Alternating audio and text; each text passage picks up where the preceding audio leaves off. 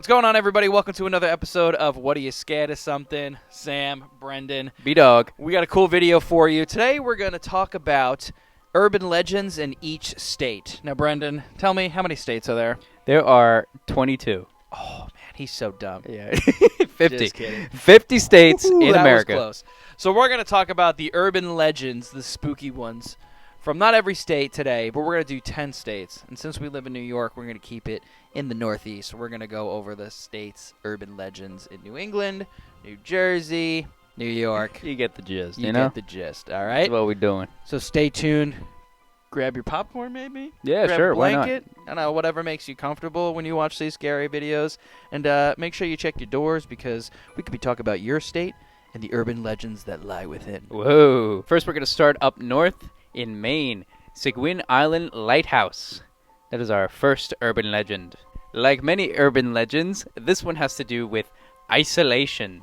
In the 1800s, the caretaker and his wife were the only ones living on this small piece of land. Naturally, these two became increasingly bored and isolated. So being that they started to become bored, the caretaker bought his wife a piano.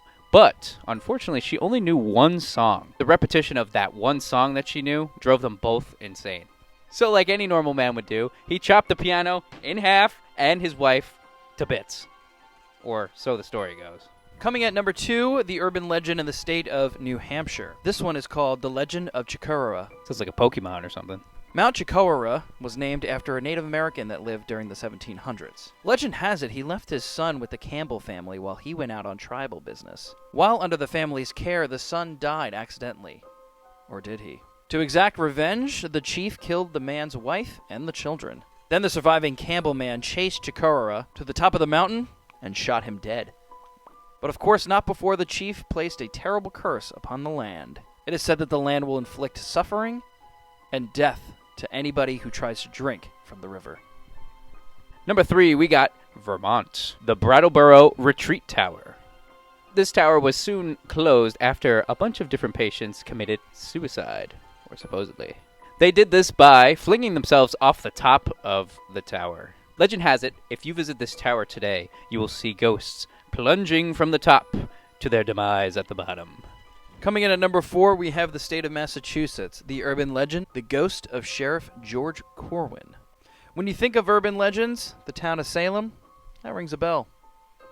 Sheriff Corwin was one of the most infamous and brutal when it came to interrogating and handling those accused of witchcraft during the Salem witch trials. He was called that because of his very torturous methods. A building called the Joshua Ward House now stands at the top of the land where Corwin lived and died.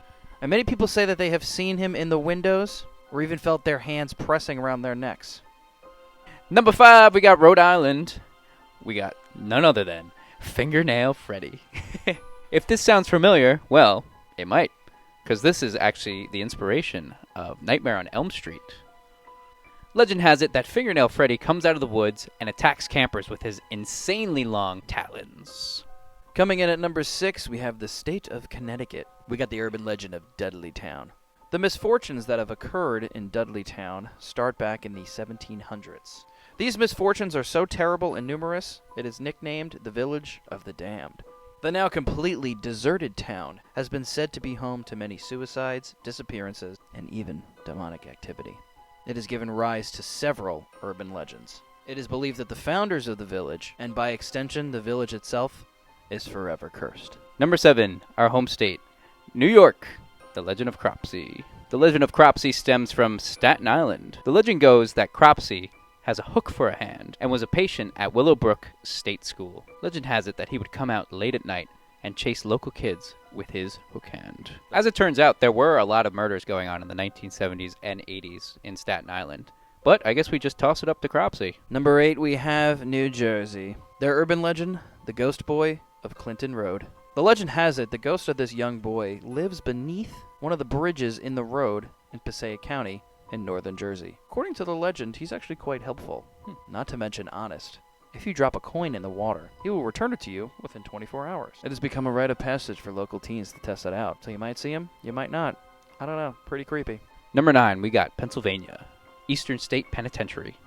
Eastern State Penitentiary was shut down due to its exceptional cruelty to its inmates. Each cell and chamber inside the prison has its own sets of ghouls and haunts that are going on. Those who like to experience horror can definitely take a tour during the Halloween season. Before you go through, you have to sign a liability waiver. Ooh. And coming in at number 10, we have the state of Delaware. Their urban legend, Fort Delaware. A prisoner camp during the Civil War, Fort Delaware in Delaware City was ultimately home to 30,000 Confederate soldiers. The few thousand who died before they could leave the Union fort are said to still haunt the area. All right, guys, so that was a list of 10 urban legends from 10 different northern states. Let us know if there are any other urban legends that are in your state. And please like and subscribe if you want to see more content like this. And if you want to know more about these spooky urban legends, do a little deep dive, do some research, and let us know what there is that we missed. Good night, San Diego.